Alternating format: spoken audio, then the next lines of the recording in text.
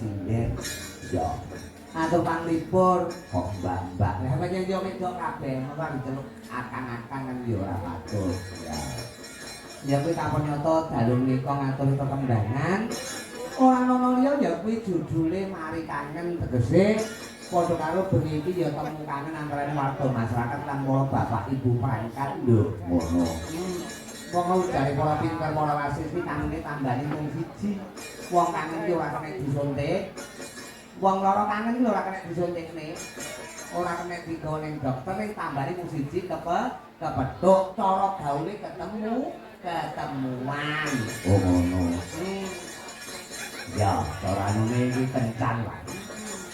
Mula alhamdulillah COD lek pesenan ora pesen apa-apa. Kowe iki titik-titik anggere pesen apa-apa kok mesti COD iki lho. Anggere seneng omah iki lho malah bingung. Kowe bar pesen terus minggat dolan iki kok telung dina telung bengi ramune lho. Kowe nek paketan teko COD Mas. Waduh iki. Iya. Dalu menika wonten wongkon pundi yo? Kapol nyoto matur sudah nuwun Pak Lurah. Manggis, Pak Katiran, sedulur tuwa. Tidak lupa inggih menika Pak Kasun, Pak Munir wonten wewengkon manggis luguripun wonten ing sumber urip menika lho. Oh ngono. Ya kuwi dalam rangka bersih dusun utawa bersih desa utawa kena diarani ngalah berkah bebarengan kena diarani ya manungku muda dedonga marang panguwasaning Gusti Allah. Kanthi sarana ya kuwi gelar wayang kulit sesuk dipatutke ya kuwi ruwatan utawa murwa kala basane dhewe santi lae. Oh. Nek catetan kok ora ono. Enek dek tak tambahi ya. Lah kowe iki piye wong saka kayeng ing swasana rikala swana iki pun Mas Kaul pemerintahan Mas Yanu ndereke Pak Lurah para Bapak Kasun ingkang mapan wonten manggis menika kapanyata wonten Pak Kasun manggis Mas Suseno ana Munut Mas Ahmad Sabiki Margorejo ya kuwi Mas Jaka Suryana uga sumber urip mriki Mas Ahmad Munir kaliyan Sumberjo Mas Joko Heri Purwanto. Oh ngono. Rikala semono padha rawuh ana bantri ning gubuke awake dhewe. Saka gayenge gumareng kanthi lali ora tak tulis yo MK-ne. MK iki Murwakala. Ya. Alhamdulillah telung dina kepungkur iki Mas Yani telepon anu sajane kuat iki berarti ya. Saya itu lah teleponnya apa tuh? Orang mau tulis toh, muluate. Orang itu padahal orang tak tulis loh deh. Ah kowe iki ya. Enggak yo, ning matur pancen time dhewe kena diarani tim inti utawa tim tetap lho. Cakra budaya itu tim tetap. Oh ngono. Dadi ana organisasine kesenian, ana anggotane tetap. Oh ngono. Penitine yo panggah kuwi. Pengrawite yo panggah kuwi. Sindene ya panggah iki. Ora awake. Ora. Malah sayuk guyub rukun sak kancane. Oh ngono. Dadi yen pangapunten sok kala mangsa aku maksud iki sindene anu dipacosnya kula niku pun duwe tim tetap. Tim tetap iki ngene, sakwene kamardikan kanca-kanca sak rombongan nek dong Om Rudi Garek.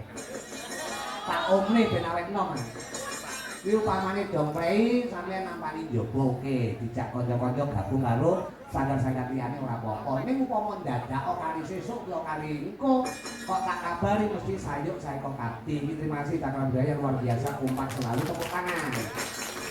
Tidak lupa tepuk tangan juga buat apa ngendiki sumber urip utawa munggahe mapan ing dusun utawa desa Manggis sedayanipun. Alhamdulillah ngantek saya ini penjaripun tetap muri-muri kabudayan nggone bersih dusun atau bersih desa mesti gelar wujuding kabudayan wujud wayang kulit. Gelem ora gelem Pak Lurah, para bapak kasun lan para bapak ibu perangkat lan masyarakat wis melu ya urun kena diarani muri-muri kabudayan budaya Nusantara ya kuwi wayang purwa. Tepuk tangan buat warga masyarakat. Oh ngono. Tepuk tangan lho, tepuk tangan. Kaya tepuk tangan kaya abot. Ora kaya. Panjen yo nyepol tabuh kon tepuk tangan mulai sisih kepucuk kaya. Mula matur nuwun. Pak Lurah, Pak Katiran juga Menika kula wau juga saking Muswika Kecamatan di Rawuh, Pak Babinsa, Babin Kamtipmas, matur bangun juga kanca-kanca muda. Muga-muga kanthi sarana dalu menika wungun lek-lekan malah berkah bebarengan. Ing pangantah ya kuwi bersih dusun, dusune resik saka Sambikala desane ados saka Barak Bendu lan Bendha Trimala. Ambabar sejatining kamulyan guya purupuning warga masyarakat makmure kabeh para kawula mapan wonten desa Manggis. Lan mangke wujuding baldatun kaya batun barapun gopur utawa subur makmur gemah ripah loji nawi karta turta raharja. Allahumma aswara suling umandhakan.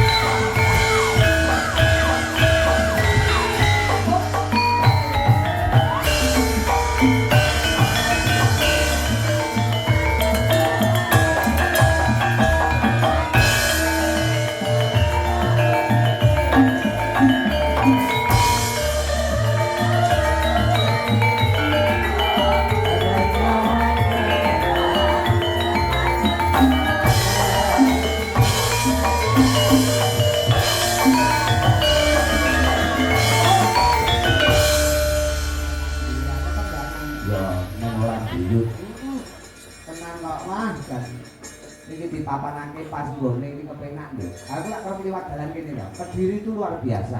Penadirane lugune Manggis kene iki ya luar biasa. Dalane wis kaya jalan tol ngono. Pembangunan lancar gangsar tur kompak buat warga masyarakat wonten Manggis sedayanipun. Ngono. Mergo Pak Lurahe terdinas, Pak Kasune kabeh padha sigap lan tanggap ya yo. Bareng itu titik ning kapal wates dalane kok bupatiku kae piye kok.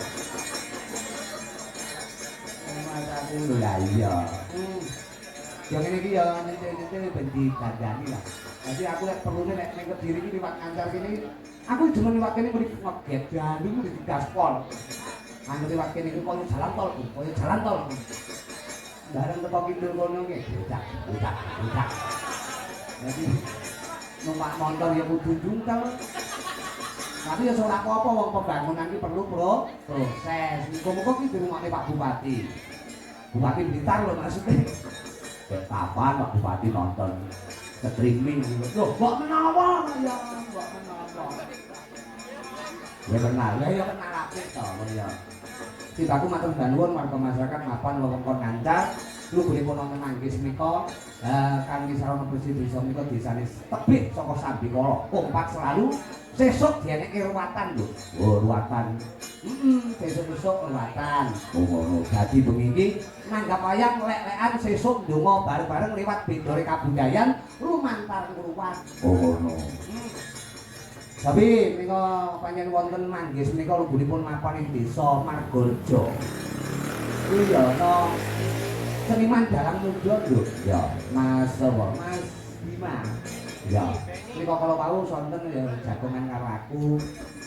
Nyuwun ya kuwi gending tetembangan diaturke para bapak kasun lan uga para warga masyarakat juga buat Pak Lurah. Oh, Mas Bima. Nyuwun sinom nyamat. Oh. Jadi apa jenenge iki? Sinom nyamat iki bebasan ya kuwi main kelereng kejegur sumur. Kacek siteng pengen suarane Mbak Sendur. Tenang. Lalu do eleh. Nulojo aku. Niku nggih Mbak Yu.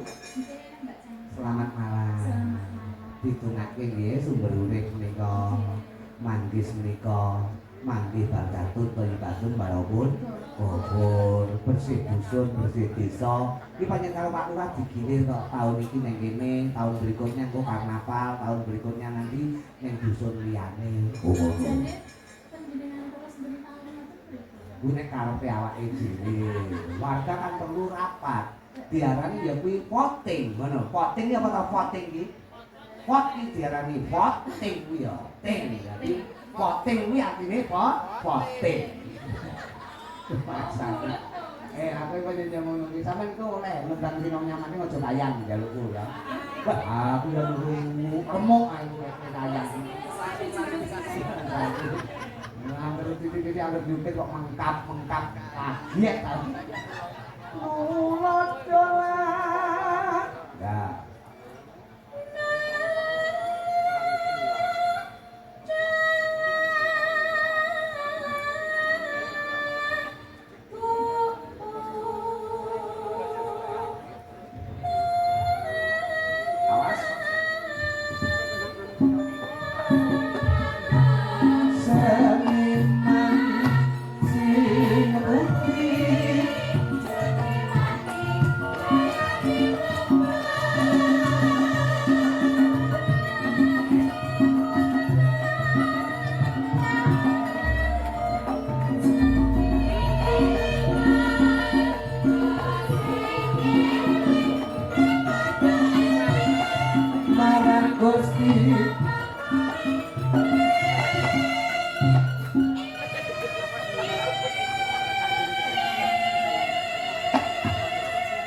diaturi seniman barang muda Mas Bima saking Margorejo. Sore. Sapa jenenge? Ngono kuwi aku Bima apa sapa? Beni. Wah, kowe iki aku kemerur masa kok. Lah, aku kelingan anake sing hebat kok ya. Ki Mas Beni ngono ora mau tulis lho kowe iki jan. Kowe kaya Bim Oden ta? Beni ta? Oh, Mas Beni. Nggih. Ngapunten ya, Mas. Tak pikir ki Bima karo Beni iki padha. Mas Bima Nugroho, tak kamane nyelot temu dadi ayem.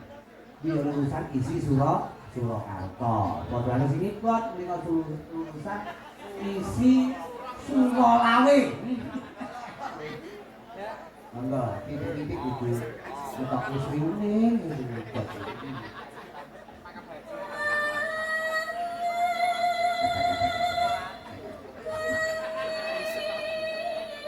Oh, Mas Beni dengan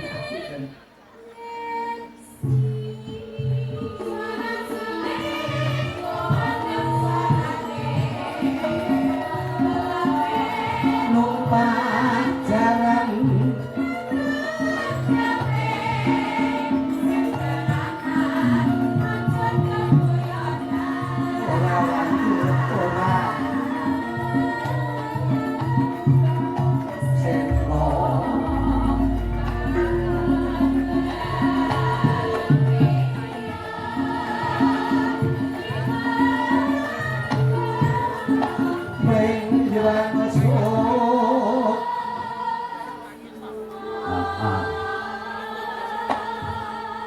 buat Mas Beni juga pengerokok ya juga tidak lupa Pak Yanu sing ini tindak Blitar ngubungi awake dhewe menika kaur pemerintahan ngono sapa-sapa diperintah ora ngono ya caurane kaur pemerintahan terima kasih Mas Yanu ya kagungan elektron iki yo pranata cara komplit Pak Yanu iki ya terus Mbak Dur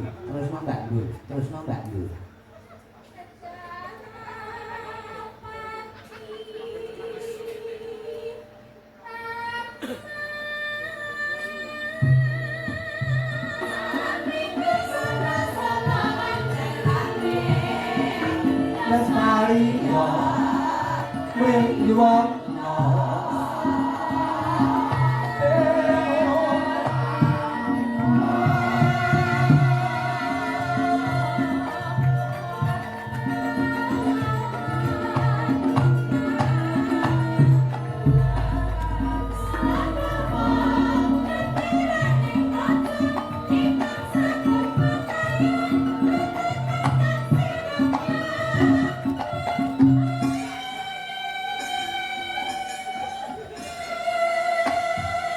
iki ya limbukan iki ya atur panglipur ajane sosialisasi babakan apa sing dadi misine pagelaran yo yo.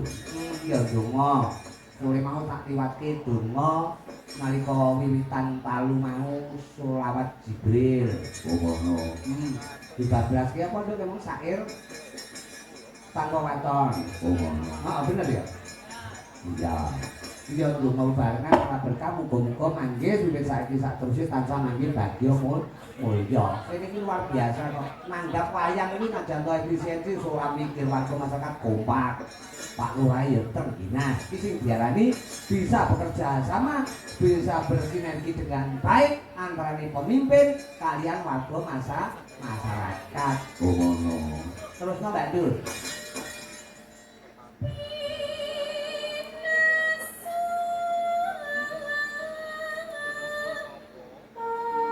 Kira sutopo brotolo.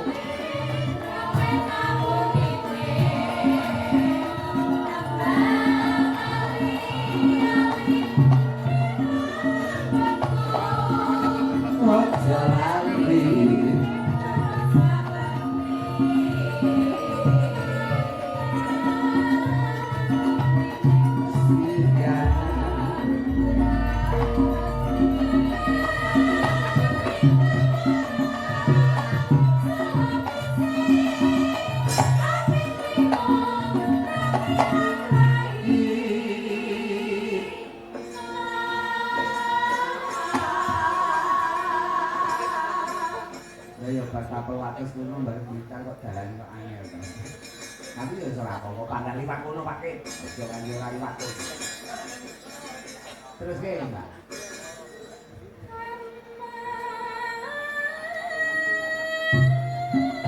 Pipa pabrik sing sayur-sayur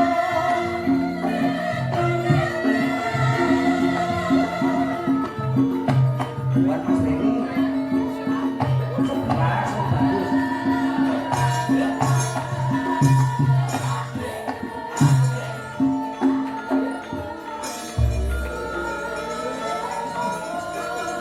matur sembangun ini perkembangan jadi sinom nyaman oh jelali tanggal itu ya ini suan kelenteng ini kapan? Terus yang kedua, ngetoknya sinom Cino. Wawun.